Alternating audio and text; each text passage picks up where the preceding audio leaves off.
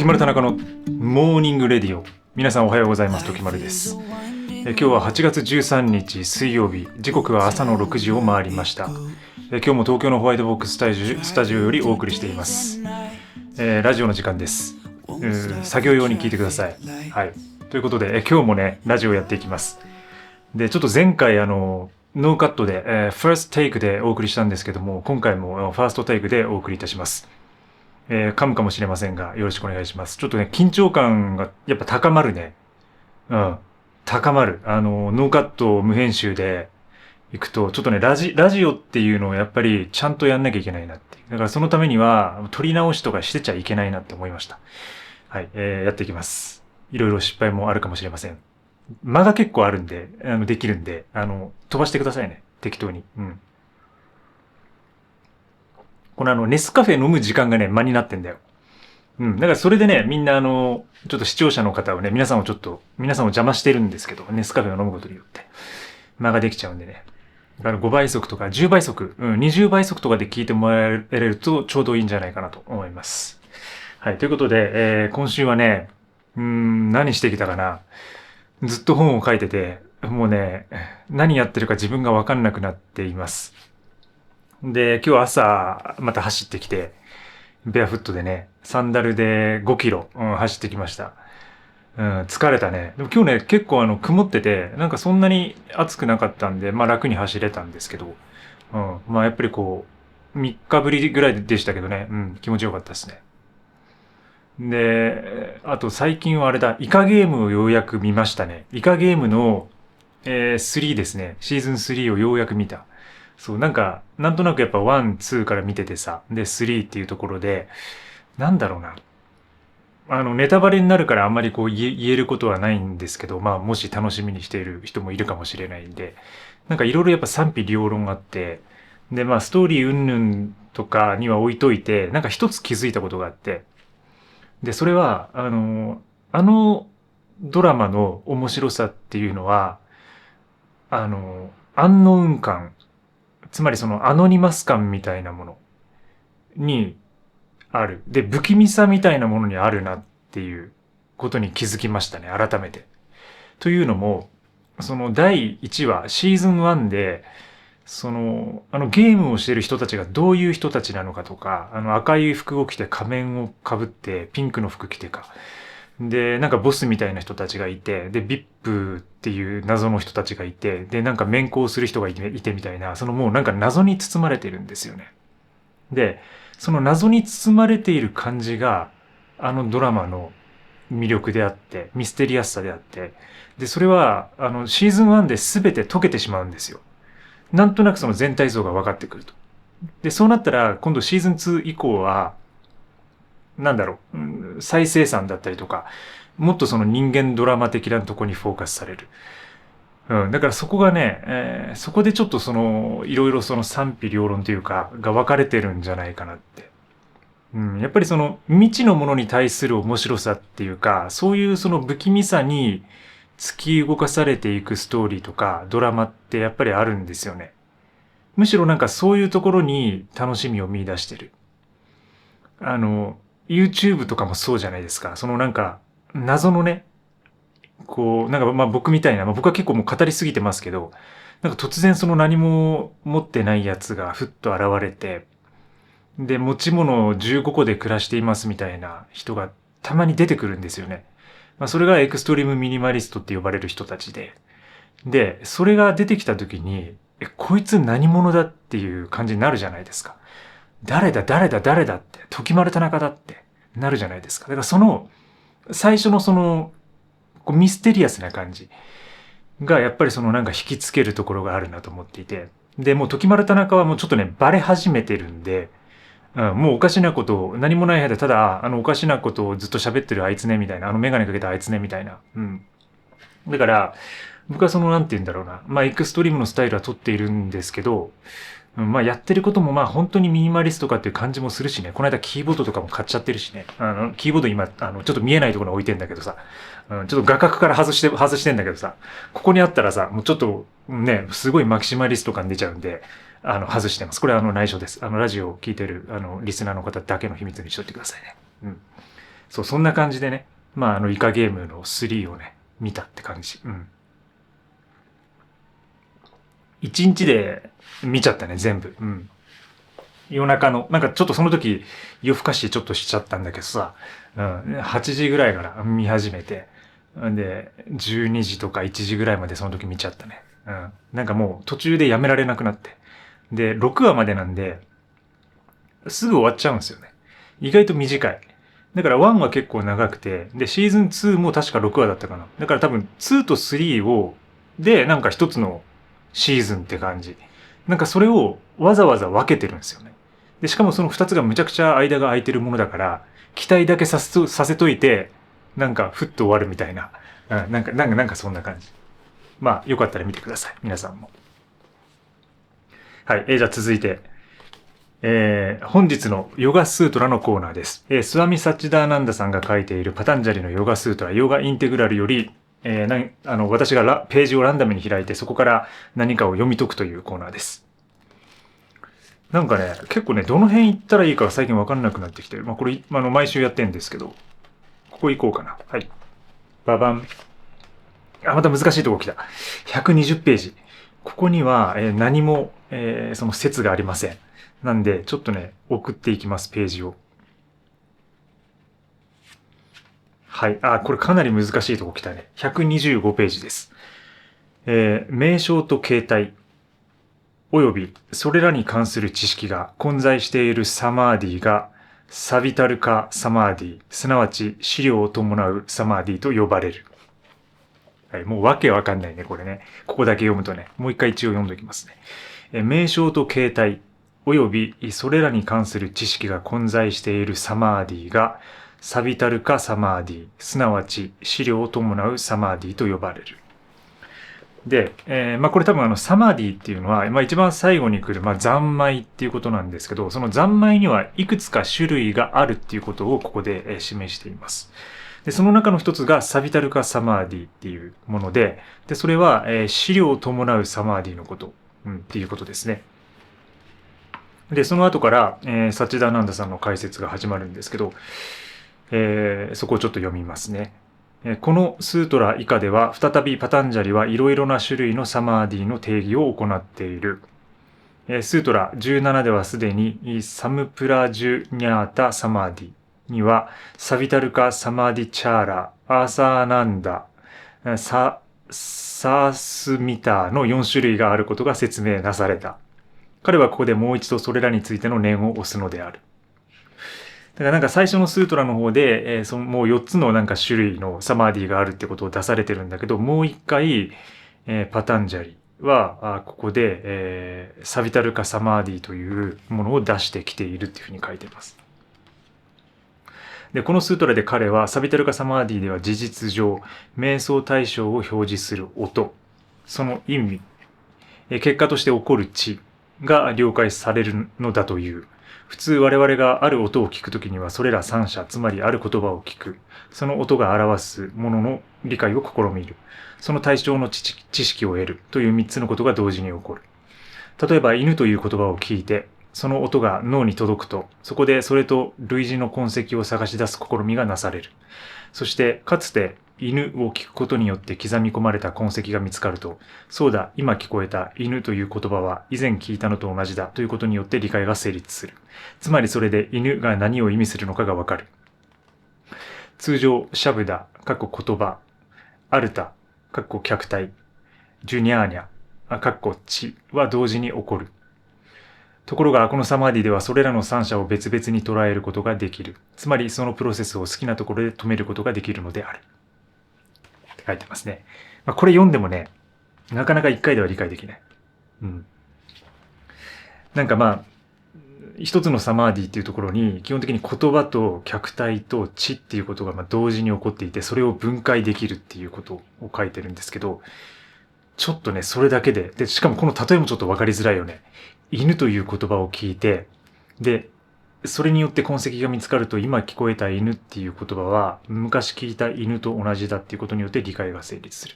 でもそれってその学習とか記憶とかっていうところだから、それがどういうふうに、このね、サビタルカサマーディ資料を伴うサマーディと連想されるのかっていうのはなかなかわからないところではあるんですけど、でもその資料を伴うっていうのは、まあ結構、その言葉だけ聞くと、その三昧、ただその瞑想して何も考えないっていうところだけではなくて、何かを考えることによってもサマーディがなされる。三昧が達成されるっていうことでしょうね、これはね。だから考えることによってその犬っていう言葉が出てきたことによってその犬っていうのがこう頭の中でこう響いて、その昔の自分の犬の体験とか犬に関する知識とか風景とかそういうものが思い起こされるっていうことで、そこをずっと眺めていくみたいなところで、なんかそういうことを指してるのか。それがまあ三昧の状態に一つなりますよってこと、なりうるってことを、そういう種類もあるよってことも言ってるのかもしれないですけど、ちょっとここはもうちょっと勉強する必要があると思います。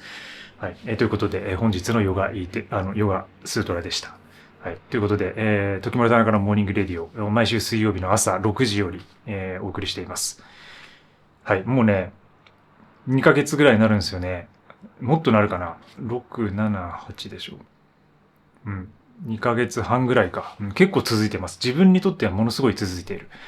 で、この間自分のメンバーシップの方で、コアの方で、そういうこう、継続に関することの話をちょっと書いたんですけど、まあ、2ヶ月っていうのは結構続いていると思うんですよね、自分の中では。僕は結構ね、飽きやすい方で、どちらかといえば。だからこそ、なんかそのルーティーンに対して、結構その執着してるってところはあるんですよね、多分ね。で、なんか音楽とか、その自分が本当に好きなことをやっている時っていうのはもういくらでもできるんですよ。で、写真とかね、その本を読んだりとか、なんかそのドラマ一気に見たりとか、なんかそういう自分が好きなことに対してはめちゃくちゃできるんだけど、なんかちょっとでも自分の興味を外れているものだと、すぐ飽きてしまうんですよね。だから、なんか、だからこそその、まあ、例えばでもそういうのってあるじゃないですか。でもそういうのをやらなきゃいけないシーンっていうのが。その本当にどんな好きなことだけでもね、まあ今僕はもう結構、リタイア状態に、早期退職の状態にあるんですけど、だからまあ自分の好きなことだけをやれてるんですけど、それでもやっぱり毎日ね、何かしら、これあんまりやりたくないなみたいなのがやっぱ出てきたりするんですよね。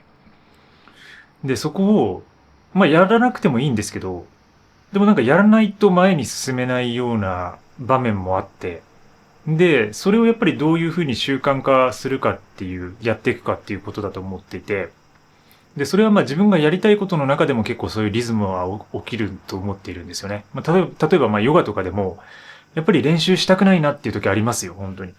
今日はなんかちょっと気分的にやりたくないなとか、マットの上に立ったはいいけど、あんまり乗り気じゃないなとか、あと今日あれだね。その朝走っていて、そう、今日ね、結構走りたくなかったの、実は。朝ランニング。なんかあんま気分に乗れないなと思ってたんですよ。まあちょっと体が疲れていたのか。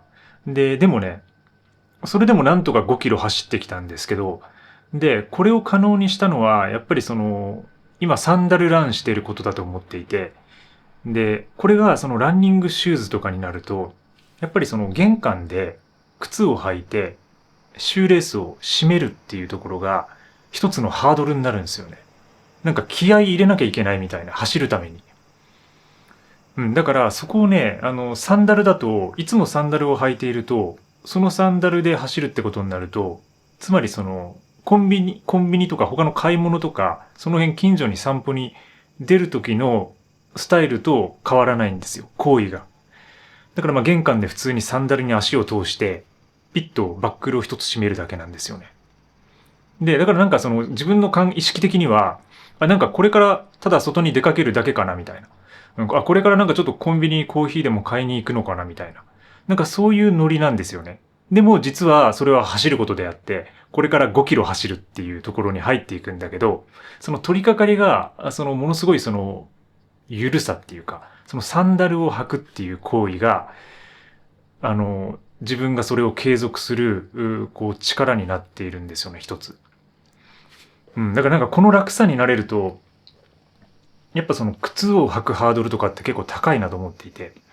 で、まあそれは大したことないって思うかもしれないですけど、まあその、やっぱり習慣化している物事だからこそ、そのランニングとかでもなんかしっかりランニング専用のウェアを着て、キャップをかぶって、で、なんかその計測のね、あれをつけて、とかってなるとさ、そのもう準備だけでなんかその気合い入れなきゃいけないみたいな、ハードルが上がるじゃないですか。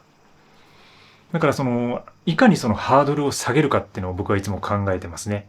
うん。その継続においてもね。うん。だからまあこのラジオもそうです。まあいつやめてもいいっていうのもあるし、で、まあ結構適当に喋れるっていうのもあるし、まあ自分のね、なんかこう、その時の、その毎週毎週のアップデートをできるっていうところがあるし、で、編集もそんなにしなくて、この一発撮りでできるっていう。なんかそういう簡易さが、継続のモチベーションになっている。それだからこそ継続できているっていう。うん。まあちょっと脱線しましたけど、次行きます。次のコーナー行きましょう。次は、Q&A。Q&A じゃなくて、お便りコーナーです。はい。お便りコーナー、今週もお便りありがとうございます。なんかね、このラジオは、このお便りがある限り続けていきますっていうね、宣言を先週させていただいたんですけど、そしたらね、めっちゃお便り来るやんっていう。ちょっと困っちゃった。これで。ありがたいんだけどね。むちゃくちゃありがたいんだけど、僕のラジオを終わらせない勢が、生まれてきましたね、これね。うん。嬉しいです。はい。本当に嬉しい、これは。読み上げていきます。ラジオネーム、ハマチ食べたいさん。ラジオを終わらせないために、今週から毎週送らせていただきます。これ来てるでしょ、こうやって。ラジオを終わらせないぜ。うん。ハマチ食べたいさん。俺もハマチ食べたいよ、ハマチを。今週から毎週送らせていただきます。で、本題です。私は割と不安を感じやすい体質で、それが功を奏して資産も1000万近く貯めることができました。しかし、昨今の日本は経済的問題や外国人問題だの問題が山積みで不安が拭えません。時丸さんはどのように不安を消してますか？なんか、時丸で、時の間に星を挟んで丸って、なんかその、なんか、佐野豊かみたいな、なんか、そのなんか、ちょっとそういう感じに小技挟んできてるんですよね。うん。1000万近く貯めたと。すごいいいですね。資産ね。で、どのように不安を消してるかっていうね。これね、いつになっても不安って消えないんですよ。だからお金貯めても消えないし、金がなくても不安は消えないしっていうね。だから金貯めたら貯めたで、それを失う不安とか、それを使っていったら、なくなったらどうしようとか、あと盗まれたらどうしようとか、あとそれで命狙われたらどうしようとか、なんかそういうね、不安がね、どんどん増えてったりするし、結局なくならないんですよね。だから僕はその不安を、消してるわけではないんですけど、まあ、軽減しているってことです。で、それが一つが、ヨガだったり、ランニングだったり、ハイキングだったり、あとは自分のルーティンをしっかり徹底的にやるっていうこと。うん。人間になるっていうことです。これが不安を消す方法。人間とかね、動物かなこの場合は。うん。だから人間になった後に、そこからさらに動物に戻るって感じですね。うん、動物的になるっていうこと。で、人間だからやっぱりその不安が生まれるわけで、で、動物ってほら不安なさそうでしょ見てたら。ほら、その辺の野良犬とか、まあ、野良犬あんま日本にいないけどさ、インドネシアとかバリとかたくさんいたけど、その辺のさ、野良猫とか見るとさ、もう楽しそうにとか、ほけーっとしてるじゃん。あれをね、眺めてる、あの感じなんですよね。あそこにこう入っていけば、その不安はないっていうこと。だからまあ、日々ちゃんと食べれていて、自分が、ある程度、最低限健康であるっていうことが保てていれば、うん、大丈夫ですよ、それは。うん、そこをだからやっていくってこと、徹底的にね。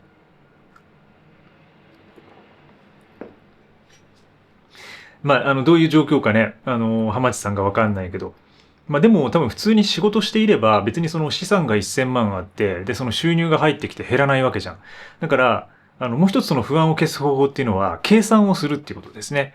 もしそのお金とか、そのカウンタブルっていうか、なんて言うんだろうな、こう、計算しやすいものとか、計算できるもの、数えられるものに関しては、計算してみるってことを自分で。そしたらさ、楽になりますよ。これ不安消えますよ。例えばその1000万をどれくらいで使い切れるのかとか、1000万あったらどれくらい自分の命が、食いつなげるのかとか。で、それはブレイクダウンすれば、日々の月の生活費、そして日々の生活費がどれくらいあれば何年生きられるってことがもうすぐ数字で見えちゃうんで。だから一回全部書き出してみるとね。で、それに対する、キャッシュフローですよね。だから収入と、あと支出。で、確実にその収入よりも支出が少なければ、毎月余っていくお金は必ずできるので、となると資産はもう減らないってことになりますよね、そっからね。だからそういうところを、計算するっていうこと。あとはその株とかの知識を身につければ、資産運用の知識ですよね。で、その1000万を、うまく運用できれば、もうそれを減らないどころか、どんどん増やしていけるっていうふうなフェーズに、入ることができるんで、それで、そういうことをやることによって、地道にやることによって不安は消えますね。計算すること、そして、勉強をすること、そして、動物になること。そんな感じかな。はい。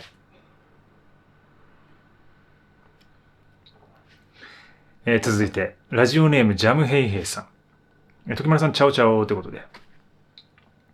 はい、いつもチャオチャオで送ってくれるジャムヘイヘイさん。本日は10年単位で住む部屋についての相談です。私は大学進学をきっかけに一人暮らしを始めて15年になります。結構僕と同じくらいかもな。学生寮、学生限定の共同アパート、社員寮、新築アパート、築33年のアパートなどいろいろと経験しました。その結果、現在住んでいる築33年のアパートは古いですが、賃料は安いですし、大きな問題もありません。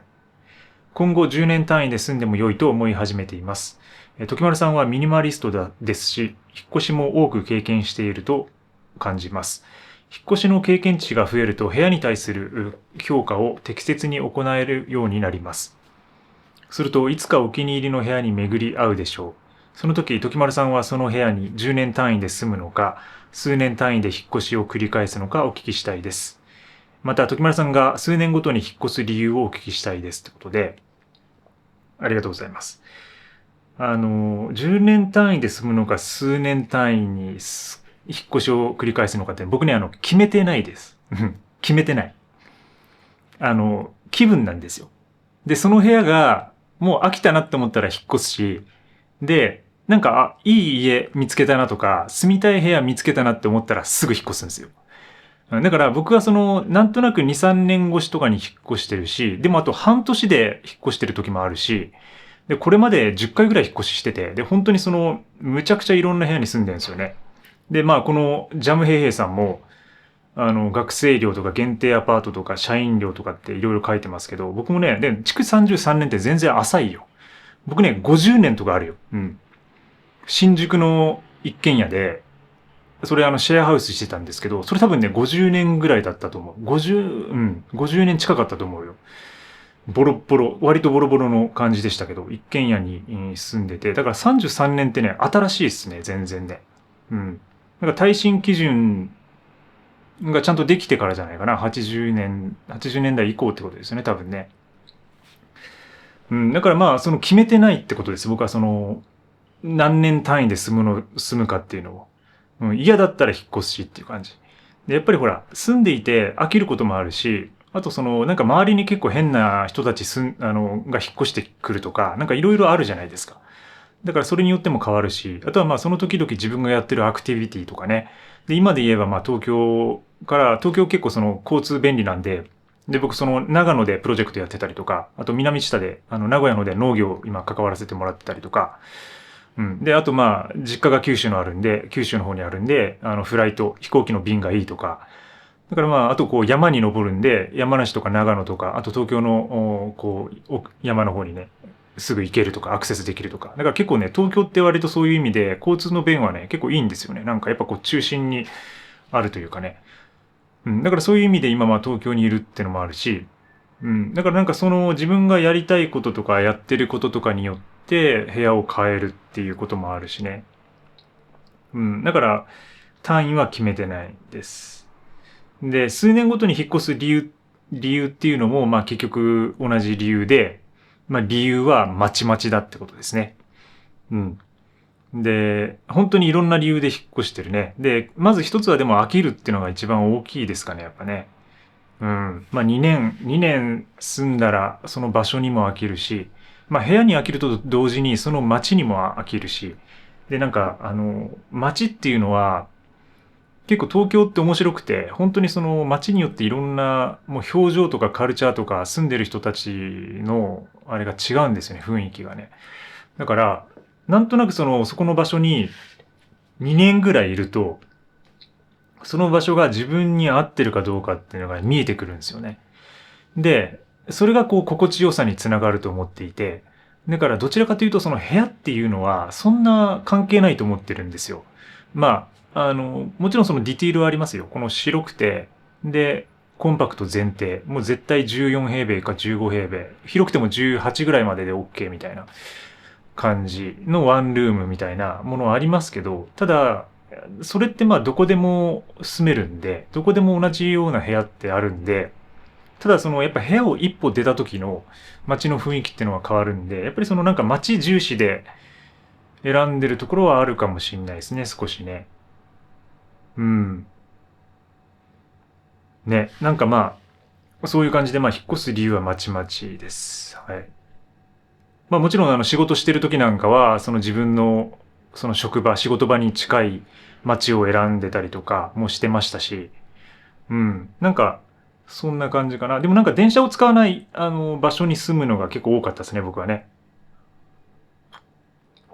だからスタジオ、ファッションとかの撮影してた時はもうその自分のスタジオの近く、もう徒歩で歩いていけるようなとこで、で、その時スケボーをやってたんで、スケボーで通勤したりとか、うん、なんかそういうことやってましたけど、うん、だからまあそんな感じ。なんか決め込まないってことがね、大事かなと思いますね。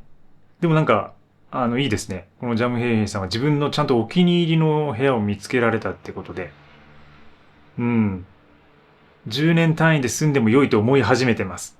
そう、でもね、でもさ、こう思い始めるんだけど、それが5年経った時にどうかってことなんですよね。やっぱり人間っていうのは変わるし、社会状況も変わるし、でもまあ、自分がでも住みたいって思ってる、なんかそのインスピレーションがあるんだったら、もう全然もう、買っちゃった方がいいと思いますよ、それはね。もし長くね、住みたいと思うんだったら。なんか、僕も追い出されたこともあるし、うん、追い出されたっていうのはやっぱりこなんかね、建築じゃなくて改築みたいなもので、一回そのマンション壊しますみたいな、いうのがたまにあるんですよね、やっぱね。東京って結構そういうの多くて。都心部はなんかその建て替えとかが多いんで、そうなるとあと2年後とか1年後に、そういう解体工事するんで、出てってくださいみたいなタイミングにちょうど当たったことが1回ありますね。うん、それで強制的に引っ越しすることになったりとか。うん。はい、そんな感じかな。続いてラジオネーム断捨離の鬼さん。時丸さん、こんにちは。いつも楽しい放送をありがとうございます。時丸さんが本を選ばれる際の基準について質問させてください。私は普段タイトルや目次や口コミなどで本を選ぶことが多いのですが、時丸さんはどのようにして本を決められますか？もしよろしければ教えていただけると嬉しいです。はい、ありがとうございます。なんかね、この質問結構ね、多いんですよね。で、これまでも結構いろいろ答えているんですけど、僕はなんか、まあいろいろあるんですけど、決め方もね、それは。で、それはまあ友達からのレコメンドとかだったりとか、あとはなんかその読書会グループみたいなものの情報がたまに、僕はその読書会に入ってないんですけど、読書会のなんか情報が飛んできたりするんです。で、今回この辺本を読んでますみたいなものが飛んできたりするんで、それに便乗してその同じ本を読んでみたりとか、あとは、普通に Amazon とかのレコメンドで出てくるようなものを読んだりとか、まあ、それってつまりまあ昔、本屋さんとかで、こう、本をなんとなく見に行って、平積みされてるのを見て、なんかインスピレーションで撮るみたいな感じですよね。それがまあ今、Amazon のレコメンドみたいなものになってると思うんですけど、なんかそれで選んだりとか、あとは、まあ、自分が興味があるものを一つ追い込んでいくと、一つ読んでいくと、そこから派生的に、参考文献とか、過去の引用文献が出てくるので、それを読んでいくって感じですね。例えばさ、さっきのこのヨガインテグラルとかだったらさ、これあるのかなでも参考文献。参考文献が大体途中の本のページで引用書とか出てくるじゃないですか。これでもないな。これもう、ヨガインテグラルだけだから。これはこれサッチダーナンダさんが、そのヨガイン、あれだね、スートラをもう噛み砕いて、それだけで書いてるからないけど、大体その、他のその引用書が出てくるじゃないですか。だからそこで、読んでみるって感じ。なんかその、そんな感じ。なんかほら、哲学書とかでもさ、そのジャック・デリダを読んでたら、そこから繋がって、なんかハイデガーの引用が出てきたりするじゃないですか。で、それでもう一回ハイデガーの文献に当たってみたいな。そしたらなんか、また別の哲学者出てきてみたいな感じあるじゃないですか。なんかそういう感じで、一つのその自分が興味があるところからどんどん深掘っていって辿っていくっていう感じですかね。うん。あとこの口コミとか、タイトルや目次って書いてますけど、まあこれももちろんありますよ。でもそれって、その本にどうやって当たるかっていうところが問題だと思っていて、だってそのタイトルや目次や口コミを、タイトルや目次口コミっていうのは、その本を見て、そこから一歩中に入ってるわけだから、で、その一番最初にその本を選んでる理由ってのは何かっていうところだと思うんですよね。だからもちろんその気になったものは全てそのタイトルとか目次とか本のこう口コミを見たりはするんですけど、そこに当たるまでの過程っていうのが多分大事だと思っていて。うん。まあ、そうですね。難しいですね。でもまあ、一応でも見ますね。タイトルとか目次はね。で、あと、ジャケ買いってのもたまにやります。これはまあ、自分が音楽をやっていた頃からの多分名残だと思うんですけど、なんかその音楽をジャケットで選んで買うっていうね、ことがまあ昔よくあって、まあレコードとかやってる人なんかは多分今もあるとは思うんですけど、こう本の表紙だけを見てその表紙だけで買うみたいなことをランダムでやることもありますね。それはまあその自分のバリエーションを広げるためっていうか、どうしてもその自分の友達とかのレコメンドとかだと結構狭い世界にやっぱりなっちゃうんで、人が勧めない本とか、あえてこれ読まないだろうなっていう本にたまに当たるっていうのが、やっぱりこう世界を広げてくれるし、時にそれで面白い発見があるんですよね。もちろん失敗することはありますよ。こうジャケットで読んでみて、わ、全然つまんねえじゃんってありますけど、でもね、やっぱりこう、ランダムに当たることがたまにね、なんか宝物に出会うようなこともあるんで、ジャケ買い、本のジャケットで買うっていうのは、まあ、たまにやりますね。そんな感じですかね。あとは僕の毎週発行しているニュースレターで、今週の一冊みたいなものを紹介してるんで、もしよかったら、登録してください。メールアドレスを。そこに僕が毎週読んでる本とか、毎週のレコメンドを書いてます。今週の一冊みたいな。なんでまあそういうふうに、まあちょっとそういうところも参考にしてもらえると嬉しいですね。ありがとうございます。続いて、ラジオネームもう一通いきますね。人間カラスさんよりいただいてます。時丸さんこんにちは。いつも楽しく動画拝見しています。私は洋服が大好きなアラサー独身ミニマリスト、女です。昔から洋服が大好きで、いろいろな系統を着てきましたが、数年前にミニマリズムに目覚め、最終的にベーシックなアイテムでオールシーズン30着前後に落ち着き、2年ほど過ごしてきました。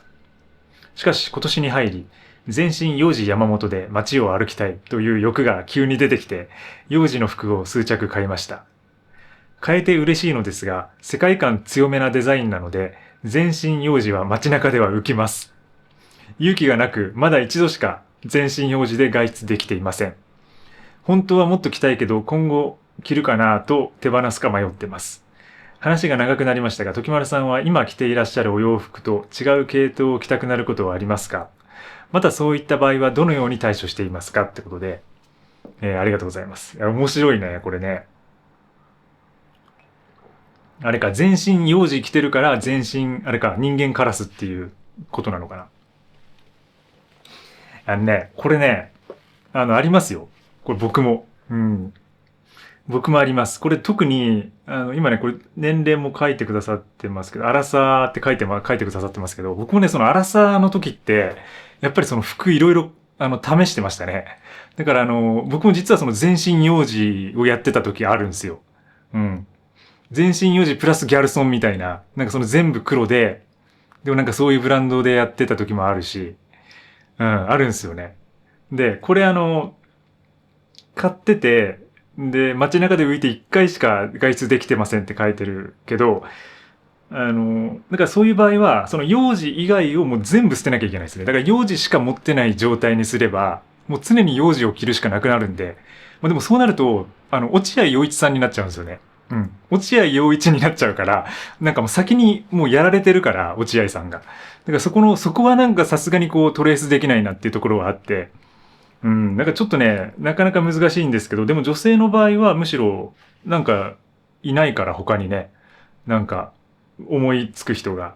だからそこはなんか、もっとこう自信持って、勇気持っていいんじゃないかなと思いますけど、で、今着てる洋服と違う系統を着たくなることっていうのは、そう、だから、まあ、さっき言ったように、僕その30代前後とかあったけど、今もうアラフォーになってきて、なんかなくなってきてる。だから多分それが年を取ることだと思うんですよ。うん。やっぱりさ、定年退職したようなおっさんたちがさ、その辺をジャージでさ、ずっと歩いてるでしょ。おじさんたちが。なんかあの気持ちがね、わかるんだよね。なんかもうその服に無頓着になるっていうか、だからその周りからの見られ方とか、なんかそういうものに対してもうどんどんずぶとくなっていくでしょ。年を取っていくと。だからやっぱこれって悪いなっても思ってるんですよ。なんかどんどんその人の目線とか気にならなくなるのも、ちょっと、まあそれって結局その、まあ誰にも迷惑かけてないかもしれないけど、なんか存在としてきついなって。うん。だからね、なんとなく僕もちょっとこういろいろそういうところはやらなきゃいけないなっていうかケアしたいなと思ってるんですけど、でもね、最近はね、やっぱ減ってる。違う系統を着たいっていう欲望が。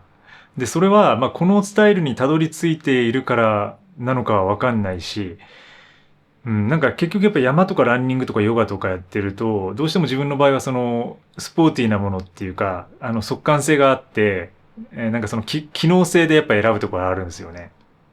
うん。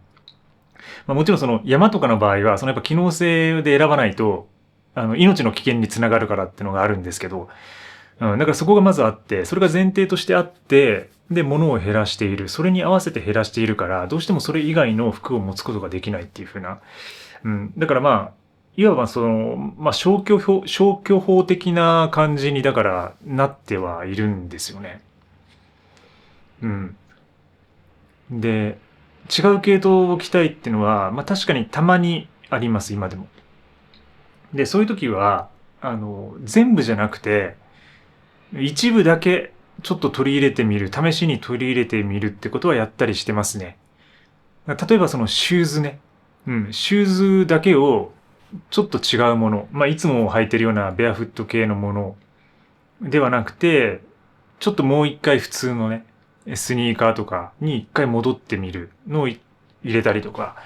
で、それがまあ自分にとってはブルックスのシューズだったりしたんですけど、まあこれもまあ昔そのブルックスのシューズを使っていて、で、そこからビボベアフットになって、めちゃくちゃ、ベアフットになったけど、なんかちょっと耐久性の面でもう一回、ちょっとこう、厚底のっていうか、底厚めのものに戻ろうっていうのが働いて、で、靴だけ入れたりとか。ちょっとでもそれはあれかな。この質問の趣旨とはちょっとずれるかもしれないけどね。だからまあ違う系統を着たくなることがないってことか。ないってことかもしんない。最近は。もうなんかね、ほぼほぼ同じっていうか。うん。系統は変えないけど、その中で微妙にマイナーアップデートしてるって感じ。ですね。そう、だから、これはね、結構難しい。でもぜひ人間カラスさんには、頑張ってほしいです。全身四時山本でもうガンガン歩いて、もうそれを制服としてほしいですね。ここまで来たらね。でもやってみてさ、やってみてしばらくやってみて、どうしてもそれで、馴染んでこなかったら、それは自分に合ってないってことだと思うんですよね。だから、なんか試してみるっていうのは大事かもしれないです。もうしばらくの間、もうそれでひたすらやって、そしたらほら、周りの意見とかもどんどん自然と聞けるじゃないですか。で、それでなんか似合うねとか、あ、いいねとか、なんかその馴染んでいるのであれば、それが制服になる可能性もあるし、でも、やってるうちにその自分が飽きてしまったりとか、なんかそんなしっくりきてないなってなったら、また変えてみたりしてもいいし、うん。ね。なんかまあ、でもなかなかそのハイブランドは、その買い替えにお金がかかったりとか、で、洋服って結構売れないからさ、いくらブランド物でも、リセールバリュー低いんだよね。うん。家電とかガジェットに比べて。そう、だからそれもあってね、なかなか僕はその、なんかトライしなくなったっていうのはあるかもな。うん。まあでも一通り試してきました。だから多分それが一つ自分の中での諦めと終わりみたいになったんでしょうね。もう20代の頃からやっぱりそういうこう、ブランドとかやっぱ好きだったんで、で、ファッション写真ずっと撮ってたんで、なんかそういうね、もの履いたりとか着たりしてましたけどね。で、デザイナーも追いかけてたし、ファッションデザイナーも追いかけてたし、まあ今でも結構コレクションとか見ますけど、うん。ぜひね、人間カラスさん、うん。どんどんね、どんどん幼児で行ってほしいと思います。また進捗あったら教えてください、ぜひ。今週もコメントいただきありがとうございます。概要欄に貼ってますので、そちらのコメントボックスより、お便りボックスより、来週もお送りください。続いて、コメント読み上げのコーナーです。コメント読み上げ Q&A。あとね、20分ぐらいかな、ちょっとやっていきますね。できるところまで。まず、先週どこまで行ったかな。はい、ここですかね。物の増殖を防ぐために意識する2つのことかな。うん。これあれだ。そのキーボードを買うかもしれないって話で後ろにキーボードがあったってですね。すいませんね、茶番を。うん。ふざけすぎでしょ、これね。キーボードが気になりすぎて内容が何も頭に入ってこなかった。もう一回見たけど何も入ってこなかったっていう。もう皆さんあってこその、私のもうコントというか、ボケになってます。後ろのキーボードは画像合成ってね。この豆腐さんのもいいね、これね。振り返ればそこにあったんですよ。キーボードがっていう。このコメントもいいですね。ね、なんかね、まあ、実際まあ買っちゃってるんですけど、結局ね。なんかね、まあでもね、いいですよ、キーボードは。それだけで完結できるんで。うん。それだけで完結できる。あ、まさにこのパンダさんが書いてくださってるね。時丸さんとコメントのツッコミで成り立つコントだって。確かにこれ皆さんのツッコミなかったら、もうなんか何言ってるかわかんないよね、全くね。本当に危ないやつだよね、これね。エクストリームすぎてキーボード買ってるのに気づいてないの怖い。マキシマリストの始まりですねってね。うん。あり得るな、それな。矛盾しすぎでしょ、これね、本当に。いや、これ、そうだね。怖い話かもね、これね。うん。夏だから怖い話なんですねってね。そう、ララさんかな。鈴木さんからいただいてますけど。そう、これね、怖い話だわ、これ。うん。本当にあった怖い話っていうか、ちょっと、うん、シュールレアリスティックな感じの話にも聞こえる。うん。まあ、あれですね、動画では、質問はほとんどなく、まあ、大体、ツッコミが入ってるっていう感じですかね。はい。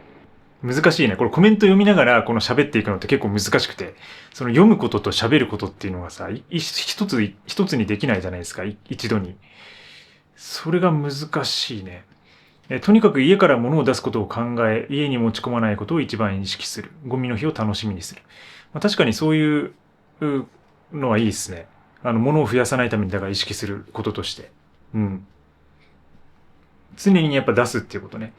いや、僕もそうなんですよね。なんかこう、いろいろ重複しちゃうとこう気持ち悪いところがあって、うん。本とかもやっぱり自然と溜まってきたりとか、そうなってきたらその自分の一つのスペースをちょっと圧迫し始めるんで、そうなった時に、ちょっと出さなきゃなーって、これちょっとどっかに持っていかなきゃなとか、ちょっと本テロしなきゃいけないなとか、結構そういうことを考えるんですよね。うん。なかなかね、なかなかそれがまあ難しいんですけど。でもやっぱりその一つに絞るとか、キーボードであっても、それだけで完結できるようなものにするとかっていうのは、結構ね、いいですね。だから動画の中でも話したけど、やっぱギターの、エレキギターとかになると、こう繋がなきゃいけないんで、プラグインしなきゃいけないんで、で、そこから結構ね、いろんな機材必要になってきたりするんですよね。弦交換するにも、ニッパーだったりとか、そのワインダーとか必要になってきたりするし。でもキーボードって、いわゆるそのミディキーボードはコントローラーの一種なんで、USB だけで、USB につなぐだけでいけるんで、その部分は結構楽ですね、やっぱね。はい、そんな感じでちょっとね、読んでいきます。ホワイトボックスの時間軸が乱れている。乱れてるね。この何もない部屋のね、何もない部屋の時間軸が怪しくなっていますと。常に時空は歪んでいるんだけどもね。すごく面白いお笑いのチャンネルですっていうね。もう、お笑いのチャンネルになってますね。はい。いや、本当にこれは。でね、なんかね、一つ面白いのが、正解の方がいたんだよな。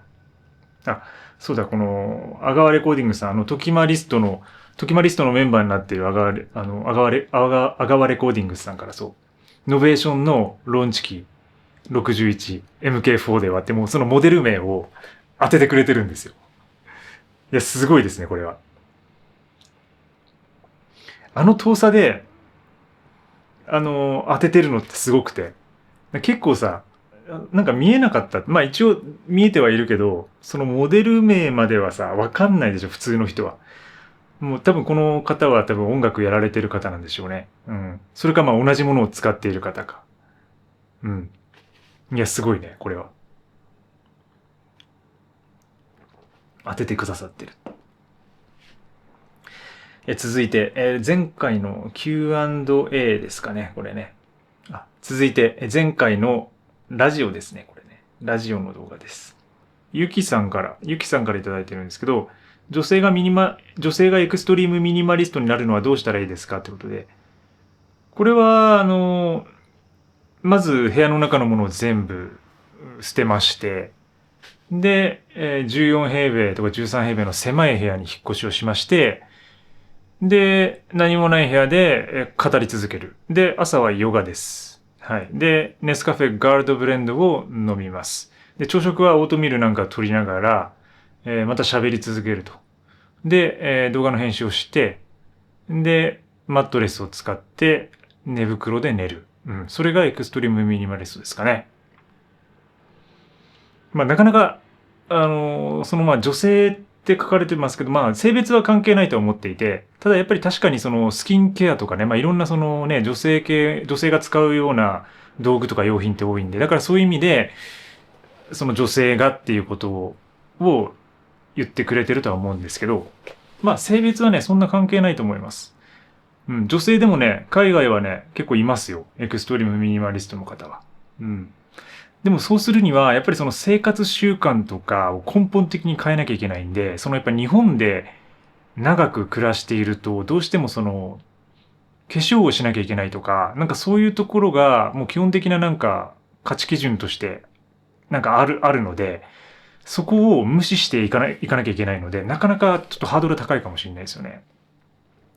もうそれができる人であれば、その、メイクの用品とかを最小限にするとか、なんかそういうので、エクストリームにはなれるとは思いますけどね。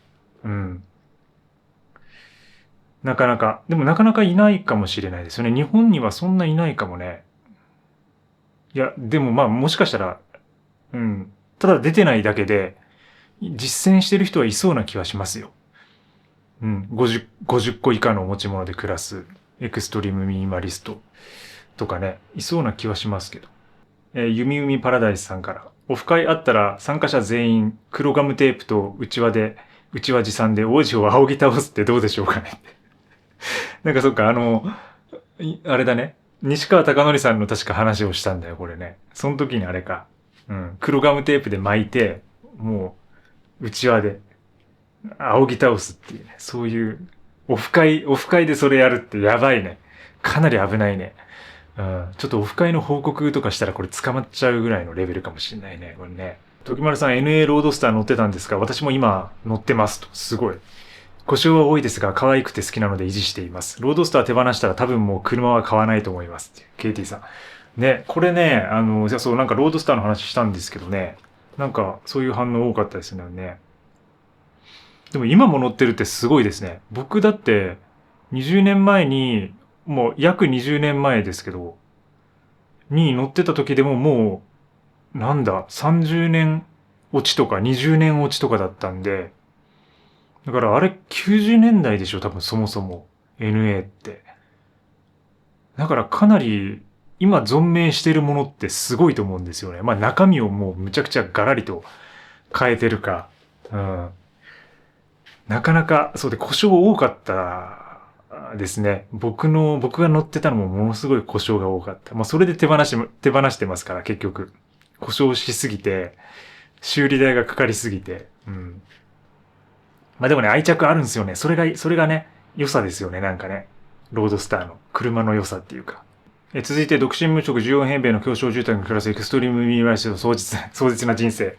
はい、これもね、ちょっとね、コメントたくさんいただいてて、ありがとうございます。まあ、インタビュー動画ですね、これね。うん。で、T さんにインタビュー今回してるんですけど、うん、30秒でもう耐えられなかったと。うん。喋ることしかないんだろうなってね。またおかしなことしてるっていうね。うん。これ、もうまさにだ。もうそれしかない。うん。まさにそれです。本当に。うん。もうおかしなことしかしてない。いや、もう茶番をね、本当にすいません。でも皆さんに乗っていただいてて、すごいコメントも本当にみんな素晴らしくて。うん。エクストリームミニマルにしていくだけ。インタビュアーの方も聞きたいことが引き出してくれていて素晴らしかったですとか。うん。ありがとうございます、本当に。ちょくちょくこれモザイクずれてんすよ、これ。うん。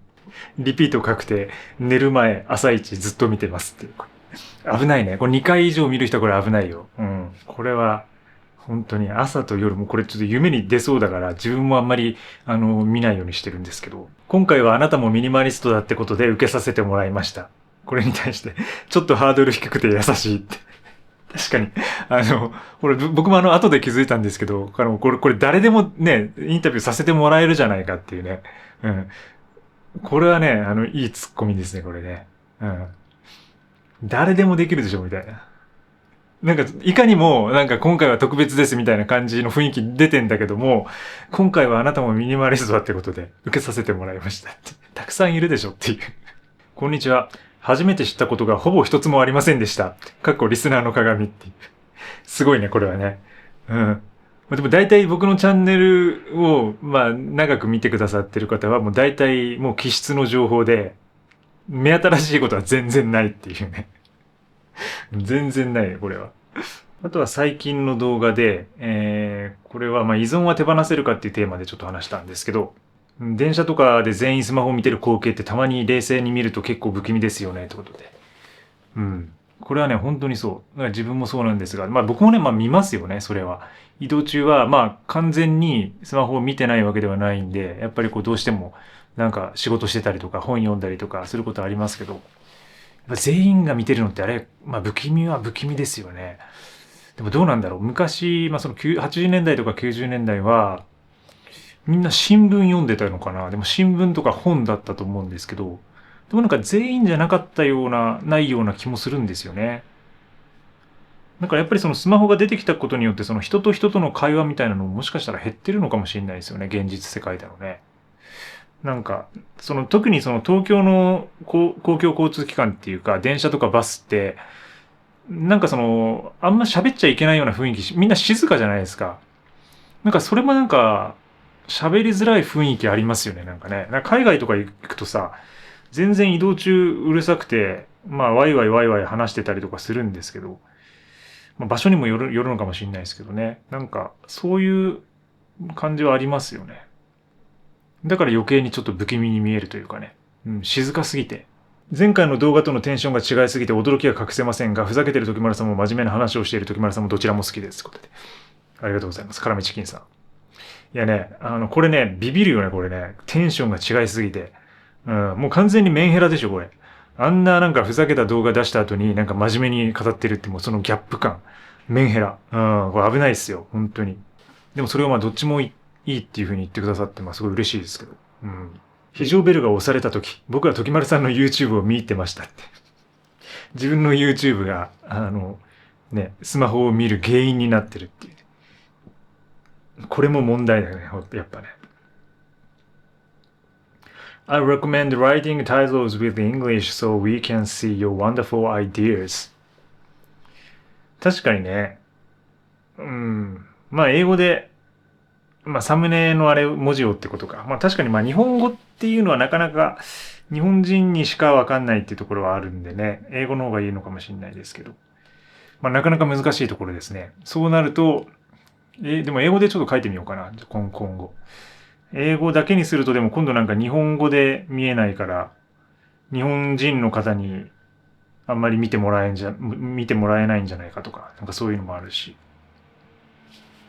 まあでもまあそれは出てくるでしょうね、結果としてね。うん。時丸依存に向き合ってますっていう。時丸田中依存ね。これはまあよくある症状ですよ、これはね。結構依存性、中毒性が高いって言われてますから、ネスカフェと同じくらい、ネスカフェのカフェインと同じくらい、時丸田中は中毒性があるっていうふうに言われてるんで、まあ、皆さんも十分にご注意ください。まあ Q&A はちょっとこれくらいかな。まあちょっと時間もあれなので、これくらいにしたいと思います。はい、ということで、今日もね、1時間ぐらい喋ってきました。水曜日ですね。8月。もうお盆なのかな？もうお盆ですよね。結構お休みの方もいるのかな？お盆とかは皆さんどういう風な過ごし方をしますか？はい、僕は相変わらずです。相変わらずで、ちょっとね、山にも行こうと思ってるんですけど、なんか天気がさ、最近悪くて、ね、なんか全然ね、良くないんですよ、天気が。で、8月後半ぐらいからちょっと良くなってくるんで、僕がその目指してるところが、やっぱりこう今、天気がずっと良くないんでね、なんかね、動くモードが今ちょっと減ってて、まああとまあ家で結局最近は本書いてるっていうのがあるんで、まあちょっとそっちに集中してる感じですね。まあ皆さんまあ夏休みとかお盆とか帰省とかねされる方もいると思うんでね、移動には十分に注意して良い、夏休みをお送りください。まあ仕事の方もいると思うんで、まあ僕も仕事なんで半分ね頑張っていきましょう。今日も水曜日良い一日をお過ごしください。それではまた次回の放送で。チャオチャオ。